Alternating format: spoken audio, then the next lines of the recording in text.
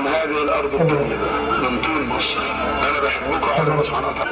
لا اقدر اقعد ساكت فيه. هو ان مصر اللي صارت وولادها ماتوا يخوفهم ما يرجعوش كده تاني. في مثل هذا اليوم استشهد الرئيس محمد مرسي. عام مضى على استشهاده. هذه هي الذكرى الأولى لاستشهاده. تأتي هذه الذكرى ومسيرة الإنسانية على رأس منعطف خطير في داخل مصر على المستوى المحلي والإقليمي والدولي. أما أنه الرئيس الوحيد الذي انتخب عبر انتخابات نزيهة وشريفة، وأما أنه الرئيس الوحيد الذي منح شعبه الحرية الحقيقية، وأما أنه الرئيس الوحيد الذي تنزه وتعفف فلم يتلوث بشيء ولو ضئيل ممن غمس فيه كل من قبله ومن بعده، أما أنه الرئيس الوحيد الذي كان طوق النجاة لجميع ثورات الربيع العربي وكان التحدي الحقيقي للمشروع الصهيوني، كل هذا لا يجهله أحد من الناس. أما الذي يجهله كثير من الناس فإنه هو الحقيقة المرة عند كثير من الناس، وهو أنه الوحيد الذي يصح أن يطلق عليه رئيس مصر. فكل الذين سبقوه من لدن انقلاب 52 إلى يومنا هذا ما كانوا إلا بلطجية، ما كانوا إلا الإحلال بالوكالة، ولم يكن واحد منهم إلى يومنا هذا يمثل شعب مصر إلا بقدر ما كان يمثله المندوب السامي البريطاني في القاهرة. إنه الرئيس الوحيد لهذا الشعب، وعندما يكون هو الرئيس الوحيد لهذا الشعب الذي له شرعية حقيقية وأعطى حرية حقيقية وتنزه وتعفف وكان طوق النجاة للربيع العربي، فهنا نعلم لماذا انقلبوا عليه ولماذا لم يدم حكمه إلا عام واحد فقط. وعندما نرى على الساحة المصرية نرى ما الذي يجري في داخل البلاد، ما الذي يجري في داخل البلاد للمقدرات والمقررات لهذا الشعب، نيلها وأرضها ونفطها وغازها وكرامة شعبها وحريات شعبها، كل هذا يهدر ويباع في سنوات، كل هذا يهدر في سنوات. هذا يعني أنه كان صمام الأمان لهذا البلد ولهذا الوطن الكبير. سيد الرئيس، ما أنت أي إنسان، أي عظيم، أي زعيم. سبحان الذي سواك إنسانا مطرعا حبا وحنانا ورحمة ورأفة وعفة. أي عظيم أنت. سبحان الذي أبدعك زعيما شامخا مملوءا عزة وكرامة، وسبحان الذي هيأك رئيسا. إذا كانت مدة رئاستك لم تدم سوى عام واحد، فإن هذا العام بما فيه من قيم سياسية عليا وقيم إنسانية عليا، إن هذا العام سيكون مصدر إلهام للإنسانية المعذبة في الأرض كلها. وإننا لعلى يقين من أن التغيير قادم، وإن الإنسانية لتنتفض من أعماقها في هذه الأيام بعد أن تكشف لها زيف الحضارة الغربية والشرقية على السواء، بعد أن تكشف لها هذا الزيف وأصبحت تتلفت يمنة ويسرة لكي تلد منبعا تعب منه لتنطلق إلى الحرية الحقيقية وإلى الحياة الحقيقية وإلى الإنسانية الحقيقية. وإنك سيادة الرئيس لمصدر كبير بمحياك ومماتك. لقد كانت حياتك لله وقد كان مماتك لله. ذلك الممات المعجز، ذلك الممات المعجز. الآن يدرك الناس أن الرئيس الذي اجتهدوا في مواراته حتى ضربوا عليه الحصون الزجاجية أثناء محاكمته، والذي اجتهدوا في مواراته حتى لا يطلع أحد على أسباب وفاته، والذي أدار العالم منافق كله ظهره لحادث وفاته. هذا الرجل الذي اجتهد الكل في إخفاء حالته أبى الله عز وجل إلا أن يظهره للعالمين، وسوف تظهر للعالمين، وسوف يكون محمد مرسي محييا لسنة محمد بن عبد الله صلى الله عليه وسلم وسنة الخلفاء الراشدين المهديين في الحكم وفي السياسة وفي الرياسة وفي الزعامة وفي الدعوة كذلك والعمل بدين الله تبارك وتعالى. إننا إذ نحيي هذه الذكرى لنعتز بهذا الرمز العظيم وهذا النموذج الفذ وهذا العبقري الفريد. إننا نعتز به وإننا نتيه به على العالمين. وقريبا سيأتي اليوم الذي ترفع هذه الصور فيها في ميادين، وإنني لكأني أنظر من مكان هذا إلى الإنسانية في كثير من ميادين الأرض. عما قريب سترفع هذه الصور كما ترفعونها الآن رمزا للحرية ورمزا للإنسانية ورمزا للكرامة. عاش شعب مصر عزيزا، عاش شعب محمد مرسي عزيزا، شعب مصر عاش عزيزا إن شاء الله، وماتت وسحقا ومحقا لكل أعداء الإنسانية ولكل أعداء الحرية. قتل الله السيسي عدو الله وعدو الإنسانية وعدو الإسلام. قتل الله كل من كان له يد في قتل هذا الزعيم العظيم وفي الانقلاب عليه.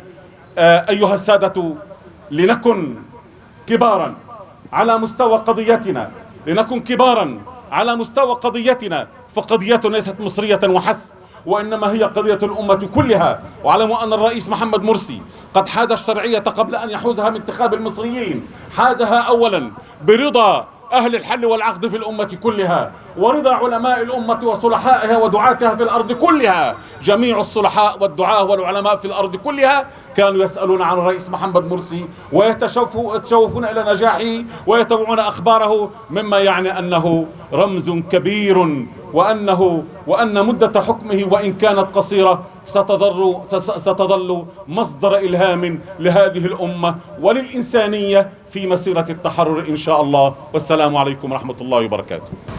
بسم الله الرحمن الرحيم. الحمد لله والصلاة والسلام على رسول الله. اللهم ألهمنا رشدنا، اللهم ارحم أخانا الرئيس محمد مرسي وتقبله في الشهداء، اللهم ارحم أبناءه وإخوانه الشهداء في سوريا ومصر وتركيا وفي كل مكان. الرئيس محمد مرسي كان نصير الثورة السورية وهو اليوم شهيدها، فبعد أن انتصرت الثورة في تونس ومصر انطلقت ثورتنا في سوريا، واضطر على إثرها الكثير من المدنيين والنساء والأطفال للخروج من سوريا بسبب العنف المفرط الذي مارسه المجرم بشار الأسد. وكانت مصر من البلدان التي استقبلت عشرات الآلاف منهم، وعاملهم السيد الرئيس مرسي أول رئيس مدني منتخب ديمقراطيا في مصر، عاملهم معاملة المصريين عدلا وإحسانا. فتح المدارس لأطفالنا والمشافي لمرضانا، وشجع تجارنا ورجال أعمالنا لممارسة نشاطاتهم التجارية في مصر وانطلاقا من مصر. لم يكتف بذلك، بل وجه المختصين لدعم الثورة السورية بكل ما يستطيع، فأصبح بحق نصير الثورة السورية. عندما حملت يمناه علم مصر ورفعت يسراه علم الثورة السورية، علم أعداؤهما أن أمامهم خطر داهم ببقاء هذا الرئيس، فتآمروا لإزالته من رئاسة مصر وسعوا لإجهاض ثورتنا في سوريا، وتآمروا كذلك على تركيا هذا البلد العظيم. وها هي الأيام تثبت من جديد أنها كانت مؤامرة دبرت بليل قادها شياطين الإنس. انظروا إلى ما آلت إليه الأمور بعده في البلدين، دمار مريع في سوريا لم نشهد نظيره في تاريخنا. وتراجع مرعب في مصر لم يعرف مثله أهلنا هناك. والحمد لله أنهم فشلوا في محاولتهم الانقلابية في تركيا، ولسوف يفشلون في سوريا ومصر عن قريب بإذن الله. وعد رحمه الله فأوفى بوعده، قال: دمي فداء للثورة، فاستشهد لأجلها، ليس فقط لأجل ثورة مصر بل لأجل ثورة سورية أيضا، فأصبح بحق شهيد الثورة السورية. السيد الرئيس مرسي رحمه الله أصبح أيقونة للحرية في العالم، رمزا للثبات على المبادئ، معلما لمصر ومعلما لأجيال سورية الثائرة. عهدا سيد الرئيس، لن نتخلى عن الثورة، لن نضيع الأمانة من بعدكم، ولن نضل عن الطريق إن شاء الله. اللهم احفظ تركيا شعبا وحكومة ورئيسا. اللهم احفظ سورية شعبا وثورة. اللهم احفظ مصر شعبا وثورة، وارحم رئيسها الشرعي الأوحد الشهيد محمد مرسي. اللهم اجعل لقاءنا القادم في سورية الحرة، وأعد لنا مصرا بلدا حرا عظيما. وأصلي وأسلم على المبعوث رحمة للعالمين سيدنا محمد بن عبد الله وعلى آله وصحبه ومن والاه. الإخوة الكرام، الأخوات الكريمات، أبدأ كلامي فأقول: كتب لي الله سبحانه وتعالى أن أزور مصر لمرة واحدة سنة 2012 في عهد الرئيس الشهيد الدكتور محمد مرسي، وإن كتب لنا الله بقية من عمر فلن نعود لها إلا محررة حرة، شعبا وحكومة وأهدافا وخيارات، لأننا لما دخلناها حرة كنا نعلم أن هذا هو كنه مصر، وهذه هي ماهيتها الحقيقية. وإن اختطفها اليوم زمرة من الانقلابيين فهي لا شك عائدة إلى أصلها وإلى أهلها، ولا شك هي عائدة إلى عهدها الذي عرفنا فيه مصر. انطلقت الثورة التونسية وظلت يتيمة حتى انطلقت الثورة المصرية، لأنه لم يكن للثورة التونسية أن تستقر وأن تنجح لولا في نعينا لا يمكن أن نخفيه حقه، لأنه رجل ضحى بنفسه ودمه وماله من أجل وطنه، ولن ننعيه لأنه النعي لن يعيد لنا هذا الرمز الشهيد. سننعيه يوم تعود مصر حرة، سننعيه يوم يعود الحق لأهله، سننعيه يوم تسترد الحقوق ويعود كل من هاجر غصبا وقهرا إلى بلاد العالم إلى مصر عزيزا كريما بعز عزيز بإذن الله سبحانه وتعالى. أقول كذلك في رسالة أخرى إلى الصامدين في سجون الانقلاب، تستحضرني هنا كلمات لكاتب وشاعر الاتحاد العام التونسي للطلبة في تونس، عندما قال في قصيدته: بالسجن لا لم نزع ولا الرصاص هدنا، مشاعل الحرية قد ذوبت أغلالنا. نعم، مشاعل الحرية ستذوب كل أغلال القهر والاستبداد، ستذوب كل أشكال الحقد والكراهية التي يريد لها أن تتكرس اليوم في مصر، لأن مصر بتاريخها العظيم، لأن مصر بشعبها العظيم لا يمكن أن تستقر لهذا الظالم المستبد. إخواني الكرام، مسيرة التحرير مسيرة طويلة، مسيرة استعادة الأوطان مسيرة طويلة تبذل فيها دماء كثيرة وأموال كثيرة. للأسف قدرنا بعد في أمتنا العربية والإسلامية أننا ما زلنا نطلب حريتنا في أوطاننا في الوقت الذي يعيش فيه العالم الحر معارك التكنولوجيا والتنمية العادلة، ويصنع لشعبه ولأممه أفضل ما يمكن أن يقدمه حاكم لمحكوميه. ما زلنا نطلب حريتنا في العالم العربي والإسلامي،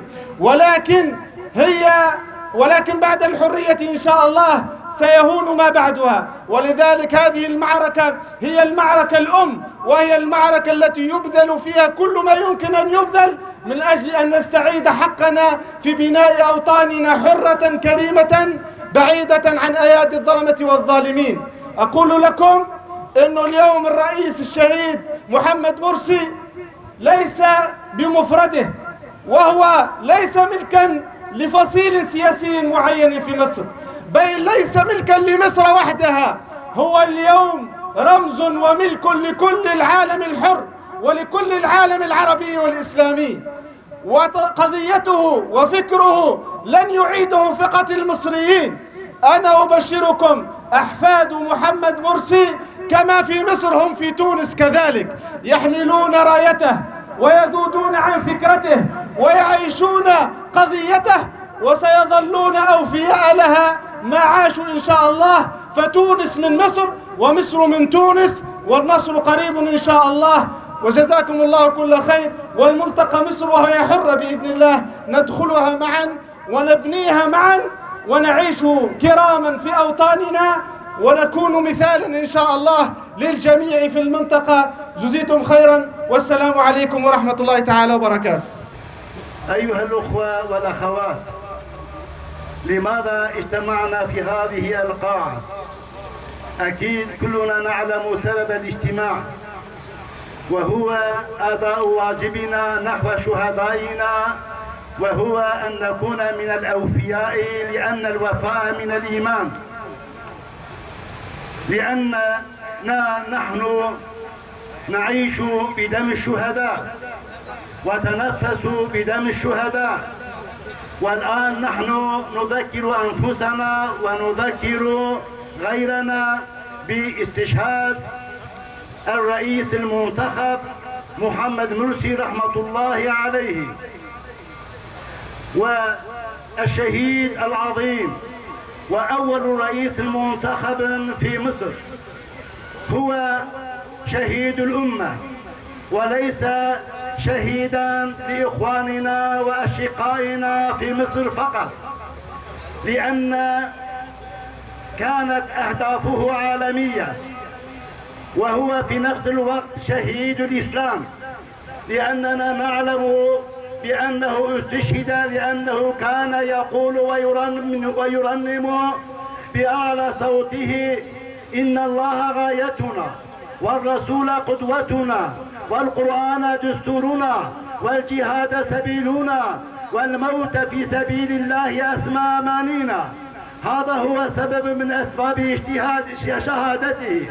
وفي نفس الوقت هو شهيد الأقصى وشهيد فلسطين، لأننا نعلم بأن من قام باستشهاده كانوا عملاء للصهاينة، والصهاينة هم الذي خططوا ورتبوا لأجل استشهاد هذا الرجل العظيم. فكما أن سبب سقوط الخلافة العثمانية، وكما أننا سبب سقوط سلطان عبد الحميد رحمة الله عليه عدم تجاوزه عن الأراضي المقدسة، إن الصهاينة وأحفادهم وعملاءهم كلهم كانوا على علم يقينا بأن مصر محمد سيسي في محمد مرسي بأن مصر محمد مرسي رحمة الله عليه في أقرب وقت ستطهر الأراضي المقدسة من أقدام الصهاينة وعملاء الصهاينة. ولذلك فإنه شهيد الأمة، لأن أهدافه كانت عالمية، ابتداء من الفرد المسلم وانتهاء بدولة عالمية عادلة إسلامية إنسانية. وفي نفس الوقت هو كما ذكرت هو شهيد الإسلام، لأن هدفه كان رضا الله فقط. أيها الأخوة، يجب أن نعلم بأن من واجبنا أن نقوم بأداء الوفاء تجاه شهدائنا، وأن نذكر أنفسنا، وأن نذكر أولادنا، وأن نذكر مجتمعنا بهذه الشهداء، حتى أن تكون الشهادة حيا في قلوبنا، وحتى أن يكونوا أسوة لنا ولأولادنا ولأسرتنا. وأخيرا أيها الأخوة، فليعلم الناس جميعا بأن شهادة الشهداء هي طريق للتوفيق وطريق للوصول إلى الأهداف. عندنا مثل تركي يقولون köpeğin eceli geldiği vakit çobanın ekmeğini yer. عندما يتقرب أجل الكلاب يقوم بأكل خبز الراعي. إن الطغاة وعلى رأسهم سيسي، فليعلموا بأن قد آن أوان ذهابهم، ونحن الآن في آخر مرحلة من المراحل التي ذكرها لنا نبينا صلى الله عليه وسلم. المرحلة الأولى مرحلة النبوة قد تجاوزناها. المرحلة الثانية مرحلة الخلافة وقد انتهت. والمرحلة الثالثة مرحلة السلطنة ابتدأت بمعاوية رضي الله تعالى عنه، وانتهت بسلطان عبد الحميد رحمة الله عليه. ونحن الآن في مرحلة المخاضر انطلاق عظيم في بوابة المرحلة التي قد وعد النبي صلى الله عليه وسلم بمجيئها. نعم، الآن نحن في بحبوحة مرحلة التي ذكرها، ثم تكون ديكتاتورية ملكا جبرية. ولكن بعد هذه المرحلة هي مرحلة الخلافة، مرحلة العدالة، مرحلة النبوة، المرحلة التي يلقي الإسلام بجرانه في الأرض، المرحلة التي يدع عنها ساكن السماء وساكن الأرض، والمرحلة التي لا تدع السماء من قطر إلا سبته مقرارا، ولا الأرض من نباتها إلا أخرجته. نعم أيها الأخوة، من ناحية نحن متألمون جدا لفقدان هذه الرجال الذين يقول الله تعالى في حقهم رجال صدقوا ما عاهدوا الله عليه، فمنهم من قضى نحبه ومنهم من ينتظر.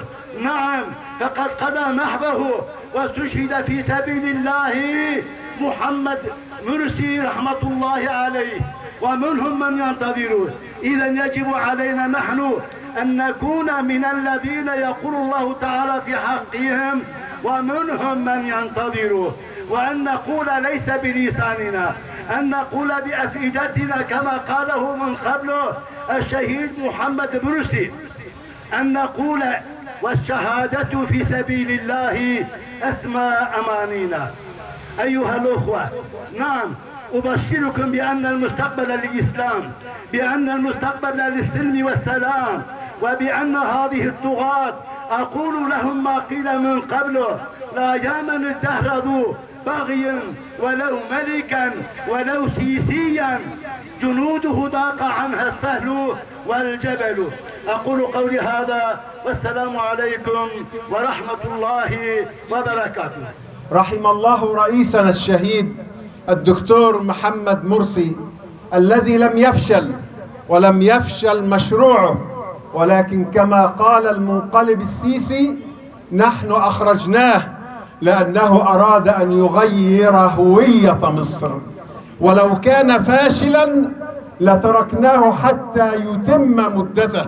هذه هي الحقيقة، أنه رئيس أراد لمصر ولشعبها الحرية والكرامة والعزة والإباء، أراد أن يخرج من هيمنة القطب الأوحد، فذهب في السياسة الخارجية في أولى جولاته إلى روسيا والهند والصين وباكستان وإيران وتركيا والبرازيل، وفي عمقه العربي. أول ما بدأ بالمملكة العربية السعودية، وأدرك خطورة السودان وليبيا وفلسطين في الأمن الاستراتيجي والأمن القومي لمصر، فالتحم معهم والتحم مع قضاياهم، ولأنه يدرك أن الكيان الصهيوني هو عنصر رئيس في الحرب، فقال لبيك سوريا ولا مكان لبشار الأسد في سوريا. أدرك أن المعادلة الحقيقية للأمن أن يمتلك الشعب غذاءه ودواءه وسلاحه، فشرع في ذلك وعملت المصانع الحربية، وتحقق الاكتفاء بنسبة 25% من القمح، وأنشئت الصوامع، وباع الفلاح قمحه ووجد العزة والتقدير. أدرك أن الطريق هو طريق البحث والعلم، فإذا به يرفع رواتب المعلمين وأعضاء هيئات التدريس، ويشرع في التابلت المصري، ويتعاقد على القمر الاصطناعي الهندي، ويخرج بمصر إلى ساحات العالمية، وتأتي المصانع العالمية إلى مصر. أدرك قيمة سيناء فاعتز بها واعتز بأهلها وكرمهم، ودخلوا القصر الجمهوري سيناء. وما أدراك ما سيناء؟ درة مصر التي خربها المجرمون وعبث بها العابثون من أجل الصهاينة ومن أجل مطامح المغامرين. أدرك الدكتور مرسي خطورة المرأة في المجتمع فكرمها، وقال المرأة المعيلة لأسرتها كوني في بيتك وسيكون معاشك في يوليو الذي انقلبوا عليه فيه 700 جنيه، وسأعطيك حتى أكفيك وحتى لا تكوني مثارة لعطف أو شفقة.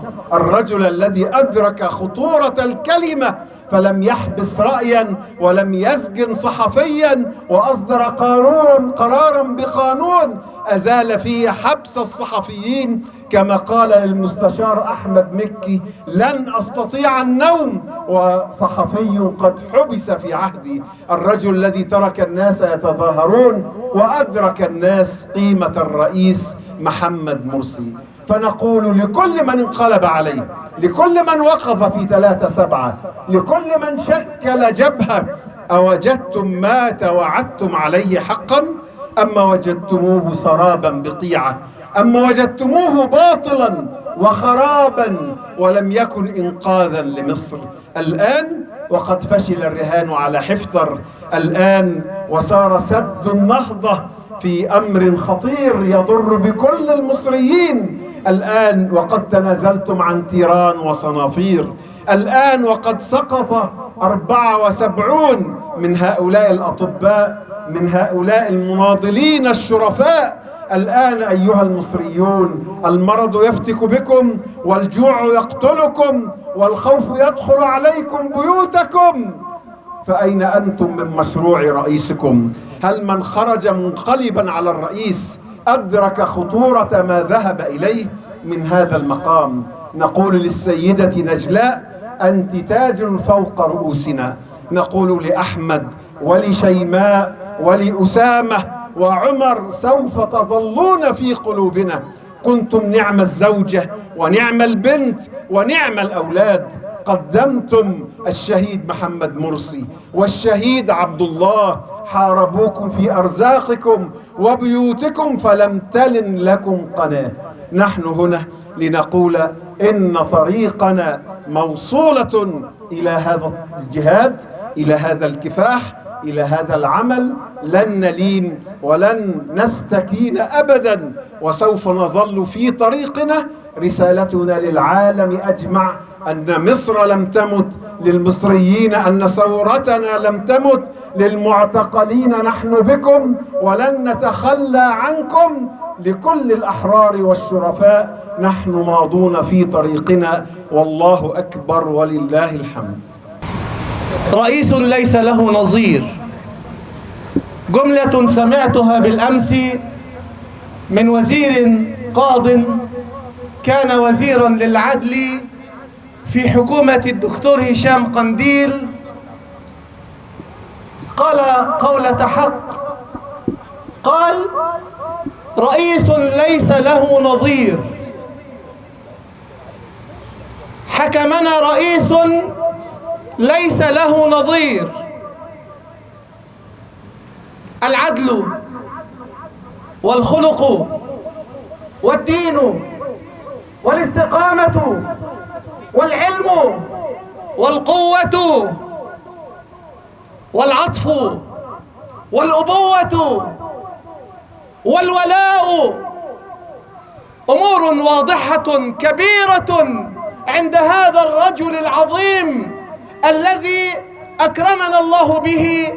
كان حلما، جاء إلى مصر ليحكمها بإرادة الشعب، ليحكمها بإرادة الشعب المصري كله. اقتنع وآمن وصدق بقولة الشعب: عيش، حرية، عدالة اجتماعية، يناير. هذا الحلم الذي ما مات وما تحول إلى كابوس، حلم سيتحقق، حلم سيتحقق. آمن به الرئيس مرسي وانتخبه الشعب المصري ووقف رئيسا لكل المصريين يحكم بإرادة الشعب. لم يظلم أحدا، لم يقصف قلما، لم يفرط في جزيرة، لم يبع أرضا، لم يفرط في مياه النيل، لم ينظر إلى المسلمين وينسى غير المسلمين، لم ينظر إلى حزب أو جماعة أو مؤسسة، لأنه علم أن الله سائله وأن الشعب الذي انتخبه ليحكم ويعدل بين كل المصريين. رئيس عظيم. جربت أن أمسك صورته كما تمسكون يا شباب، ثم جربت أن أوجه صورته إلي، فلا والله ما استطعت أن أنظر في عينيه. والله نشعر بالخجل أننا أحياء وأنك استشهدت من أجل بلدك حسبة لله. هكذا قالها مرسي، هكذا قالها مرسي. ثمن الشرعية حياتي، والشرعية مفهوم